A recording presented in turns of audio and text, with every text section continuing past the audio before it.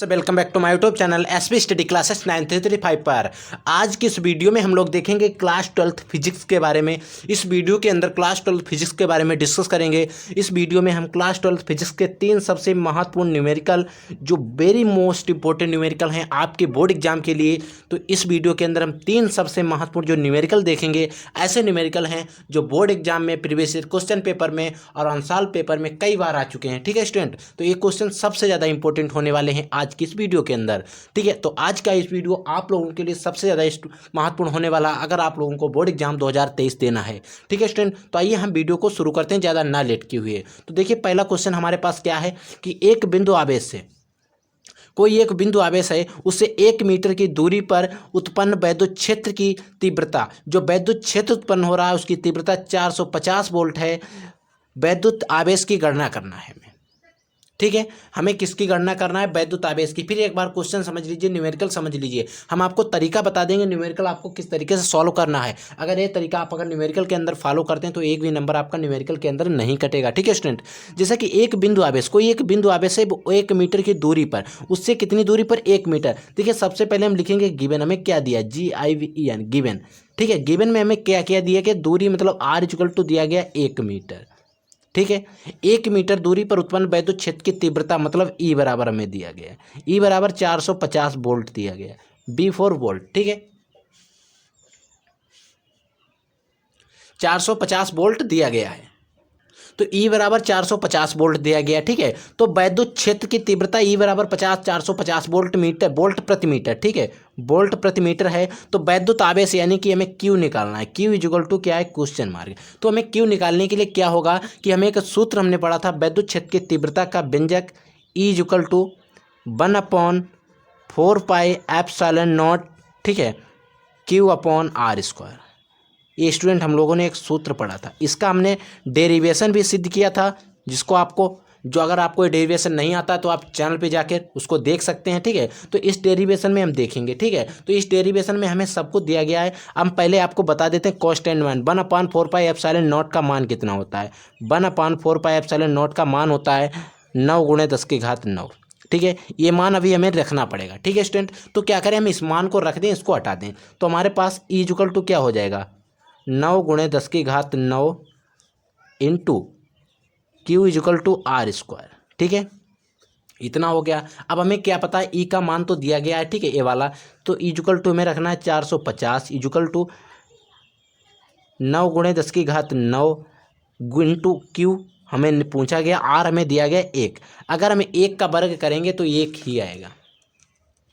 ठीक है स्टूडेंट, अगर हम 1 का वर्ग करते हैं 1 × 1 मतलब वर्ग का मतलब 2 बार, तो 1 ही आ जाएगा। और अगर हम इसको Q से भाग करते हैं तो 1 ही आ जाएगा। ठीक है, तो अगर जैसे कि अगर अब यहाँ पर आपको समझ में नहीं आया तो यहाँ देख लीजिए।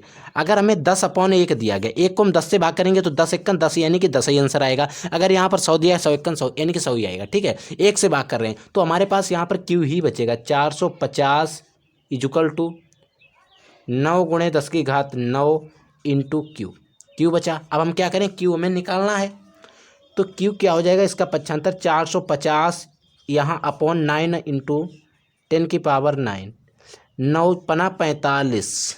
तो हमारे पास क्या बचा? 50 × 10⁹ प्लस की है। ठीक है स्टूडेंट, यहाँ पर 10⁹ नीचे बचा, तो हम क्या करेंगे? इनको क्या करेंगे? 10⁹ जो है इनको ऊपर ले चलें, तो हो जाएगा 50 × 10⁻⁻9, क्योंकि जब ऊपर ले जाएंगे तो -9। और आवेश का मात्रा क्या होता है स्टूडेंट? कूलाम होता है, कूलाम। अगर हम इसको और सिद्ध करके लिखना चाहें तो हम इसको Q= 5 × 10⁻⁻8 लिख सकते हैं, क्योंकि एक जीरो जो है एक प्लस की घात से रिप्लेस हो जाएगा, और अगर माइनस से प्लस घटा देंगे तो हमारे पास -8 घात बच जाएंगी। हमारा ये भी आंसर सही है। ठीक है स्टूडेंट, यहाँ पर भी इसका मात्रक तो कूलाम ही होगा। तो आई होप ये न्यूमेरिकल आपको अच्छे तरीके से समझ में आ गया होगा। अब हम लोग न्यूमेरिकल नंबर 2 देखते हैं। तो स्टूडेंट अगर हम दूसरे नंबर न्यूमेरिकल की बात करें, क्वेश्चन नंबर 2 की बात करें, तो हमसे कह रहा है 2 न्यूटन प्रति कूलाम के वैद्युत क्षेत्र से, 2 न्यूटन प्रति कूलाम का कोई वैद्युत क्षेत्र है, उससे 30 अंश के कोण पर 1 कूलाम मीटर आघूर्ण का वैद्युत द्विध्रुव रखा है। इतने कूलाम मीटर आघूर्ण का क्या रखा है? वैद्युत द्विध्रुव रखा है। तो वैद्युत द्विध्रुव पर लगने वाले बल युग्म की गणना करना है। ठीक है स्टूडेंट, इसमें भी हम क्या लिखेंगे? हमें क्या क्या दिया गया? गिवन। हमें क्या दिया गया क्वेश्चन के अंदर, न्यूटन प्रति कूलम वैद्युत क्षेत्र मतलब ई इक्वल टू हमें कितना दिया गया स्टूडेंट, 2 न्यूटन प्रति कूलम, ठीक है, दिया गया है। और हमें क्या दिया गया है, कोण थीटा इक्वल टू हमें क्या दिया गया, 30 अंश, ठीक है, थीटा इक्वल टू 30 अंश दिया गया है, इतने कूलम आवेश, ठीक है। तो यहाँ पर देखिए वैद्युत द्विध्रुव की बात कर रहा है, तो यहाँ पर हमें क्या दिया गया, पी बराबर पी इक्वल टू कितना दिया गया, 1 कूलम गुण। तो बल युग्म की गणना, यानी कि बल युग्म को हम किससे लिखते हैं स्टूडेंट, टाउ से लिखते हैं। तो हमें टाउ में निकालना है, टाउ इक्वल टू क्या दिया गया, क्वेश्चन मार्क है, ठीक है। तो हमें एक सूत्र पढ़ा था, क्या पढ़ा था, टाउ इक्वल टू क्या होता है, पीई साइन थीटा। हमने एक सूत्र सिद्ध किया था और इसको पढ़ा था, इसी सूत्र से हम इसका मान निकालेंगे। तो आइए इस सूत्र में हम इसका मान रखते हैं, हमसे टाउ बराबर पूछा गया है। तो देखिए टाउ बराबर क्या हो जाएगा, पी का मान दिया गया 1 इंटू ई का मान दिया गया 2 इंटू साइन थीटा का मान दिया गया 30 अंश, ठीक है। इतना देखिएगा, टाउ बराबर 2 एकन 2 इंटू साइन 30 अंश का मान, साइन 30 अंश का मान 1/2 होता है। ये चीज़ आपको ध्यान होनी चाहिए। साइन 30 का मान स्टूडेंट कितना होता है, 1/2। तो साइन 30 अंश का मान कितना होगा, 1/2। 1/2 साइन 30 का मान होता है, तो 2 से 2 को हम कैंसिल कर देंगे। टाउ बराबर हमारे पास क्या आ जाएगा, 1। तो स्टूडेंट जो टाउ बराबर 1 आया, यही हमारा इसका आंसर सही है।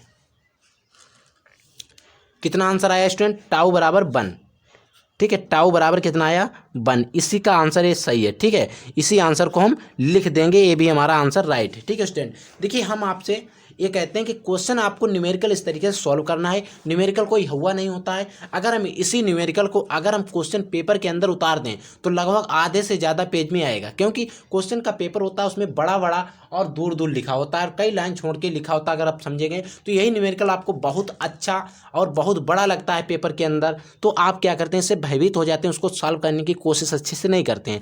आपको ठंडे दिमाग में क्वेश्चन को सॉल्व करना है, उसको सॉल्व करने की कोशिश करना है, और सबसे पहले इस तरीके से आपको नोट करके लिखना है कि हमें इस क्वेश्चन के अंदर क्या क्या दिया गया। जब आप ये चीज़ लिखेंगे तो आपके अंदर एक कॉन्सेंट्रेट आएगा कि हाँ इस न्यूमेरिकल में ये चीज़ हमसे दी गई है और ये चीज़ हमसे पूछ रहा है, ठीक है। जब हमें ये चीज़ पता हो जाएगी तो सूत्र लगभग आप अगर आपने सूत्र पढ़ा है तो आपको 100% ध्यान आ जाएगा, क्योंकि उस समय इतना प्रेशर होता है माइंड पर कि आधी चीज़ तो हमको ध्यान ही नहीं आती। उसको ध्यान लाने के लिए हमें एक तरीके से एक रेगुलर कंटिन्यू मेहनत करनी पड़ती है। तो वो रेगुलर मेहनत पे ही आपकी जो रेगुलर कंटिन्यू मेहनत होगी वही आपकी मेहनत रंग लाएगी बोर्ड एग्जाम के अंदर। तो आइए अब हम लोग तीसरा क्वेश्चन देखते हैं, न्यूमेरिकल नंबर 3।